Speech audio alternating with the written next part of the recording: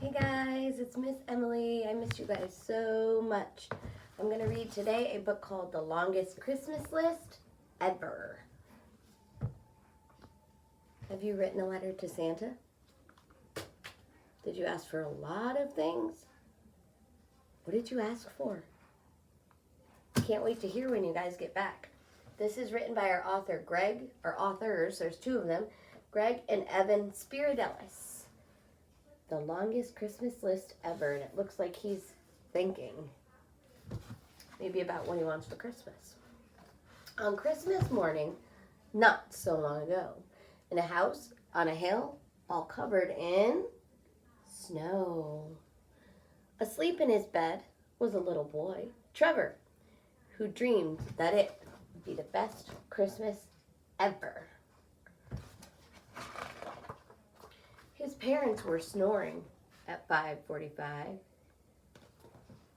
when Trevor crashed into their bed with a dive. Wake up, you gotta come see all of the presents stacked under the tree. Looks like he's jumping on his dad, and his dad is kind of surprised.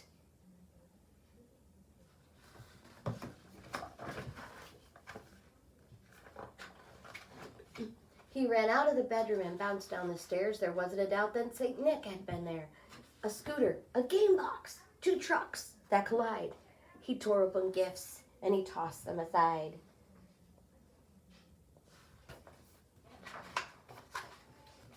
Then it suddenly hit him. The one thing he'd missed, a fluffy brown puppy, was not on my list. Trevor knew what to do, and he didn't postpone it. I'll start next year's Christmas list this very moment. He snatched up a notepad, a pen, and a seat, and started his list. At the top of the sheet, right there, his first thing on his Christmas list says, puppy. He wants a puppy for next Christmas. At first he thought small, like lizards and trolls, but quickly his list spiraled out of control. A remote-controlled plane with a camera inside, an invisible robot that's easy to hide. Binocular glasses with night vision mode, a rip-roaring go-kart to tear down the road. Suction cup shoes to walk on the ceiling. Well, that'd be pretty cool. You'd be upside down, walking on the ceiling. A nuclear jetpack. Now that sounds appealing. Trevor kept writing day in and day out, his pads filled with boxes, now scattered about. They spilled out of his room and into the hall. They snaked down the stairway and climbed up the wall. Does he have a lot of things on his list or just a few things on his list? I think he has a lot of things on his list. By spring, Trevor's list stretched 500 feet. By summer, it made its way onto Main Street. That's a huge list to Santa. By fall, it was 2 blocks beyond the bookstore. By winter, it reached the post office door. So we're getting towards Christmas. It's fall, Halloween, and now we're getting into winter and getting close to Christmas.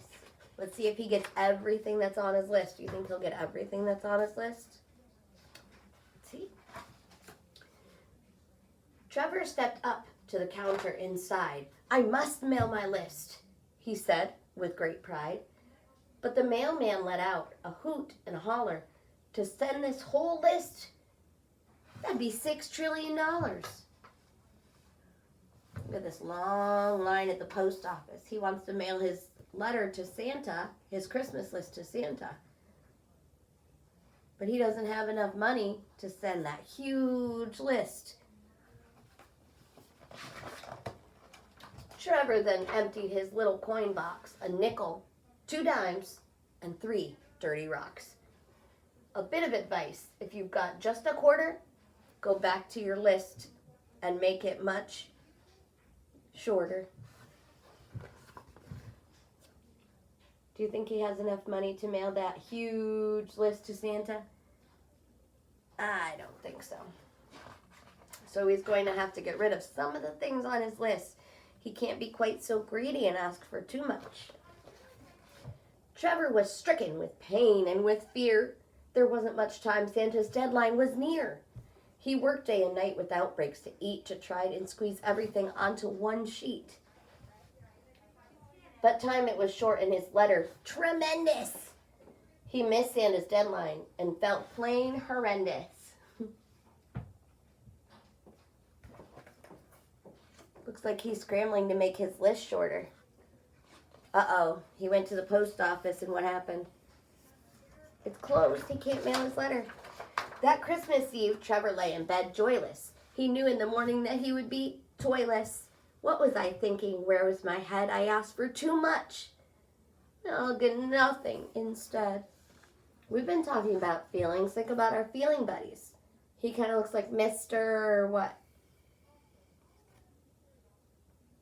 Maybe he's sad. Maybe he's worried that he won't get any toys for Christmas.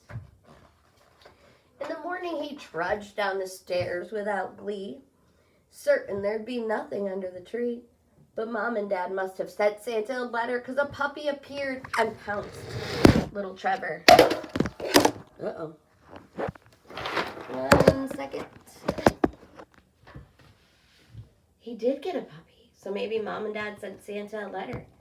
Now he looks like happy, huh?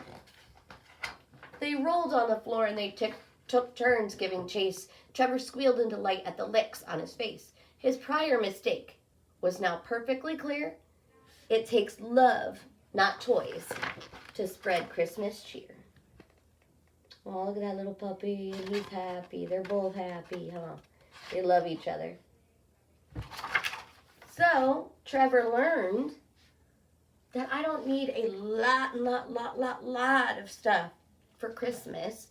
I just need, maybe I can ask for a couple things, but it's better to give gifts to people than to get gifts at home, right? So it's better to give things and make people happy than to have to get all these crazy toys, right? So good job, Trevor, learning your lesson. All right, I'll read another story later. Bye, guys.